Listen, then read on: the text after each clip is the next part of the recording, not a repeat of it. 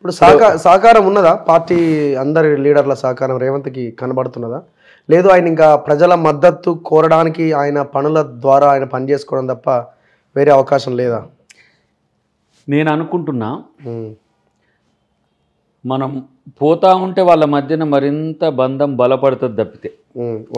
మీరు బట్టి గారు రేవంత్ రెడ్డి గారి సాన్నిధ్యం చూడండి, అదేదో పాట ఉంది కదా సలార్లో, ఆ పాట ఎట్లా ఇటు వెంకరెడ్డి గారు కానీ ఉత్తమ్ గారు కానీ వాళ్ళు పనిలో పడ్డారు బాస్. అసలు నువ్వు ఇప్పుడు సెక్రటరియట్ పో 7-8 వరకు ఒకరికి దొరకకుండా ఒకరి ముఖం 7:38 వరకు రివ్యూస్ అవుతున్నాయి.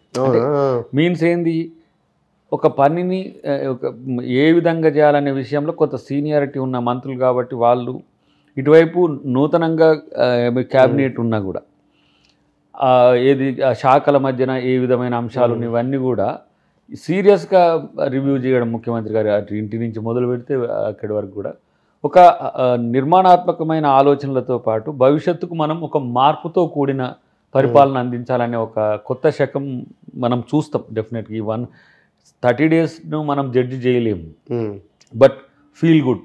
ప్రతి ఒక్కరు, నేను అమెరికా నుంచి చూస్తున్న ఫోన్స్, లేకపోతే ఆస్ట్రేలియాను, లేకపోతే యూరోప్ నుంచి ఎగొస్తున్న ఫోన్, ఓకే మేము సపోర్ట్ చేసిన గుడ్ స్టార్ట్ అని చెప్పి చాలామంది మన మీడియా వాళ్ళు అక్కడ అమెరికాలో పెట్టిన మిత్రులు కూడా చేసి మీరు ఎట్లా ఉంటుందో నేను అనుకున్నా కానీ దాకా ఓకే గొడవలు అయితే లేవు, good start first, all the best అని చెప్తున్నారు.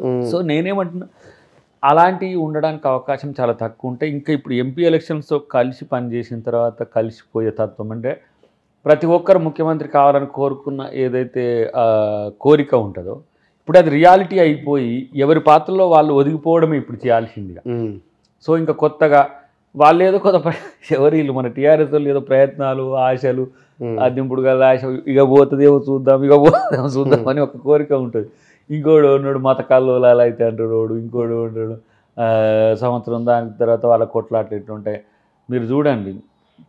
కర్ణాటక ఎట్లా ఉంది, ఇప్పుడు హిమాచల్ ప్రదేశ్ ఎట్లా ఉంది, ఈ 3 రాష్ట్రాలు అయితే పోయినంత వరకు వాళ్ళ మధ్యన కొట్లాటలు లేవు. ఏది మనం రాజస్థాన్ కానీ ఛత్తీస్గఢ్ కానీ.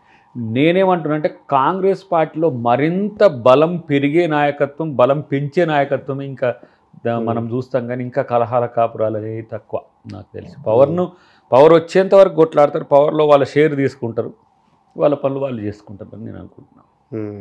సో చూడాలి రాబోయే రోజుల్లో ఇంకా ఎట్లా ఉంటుందన్న చూడాలి.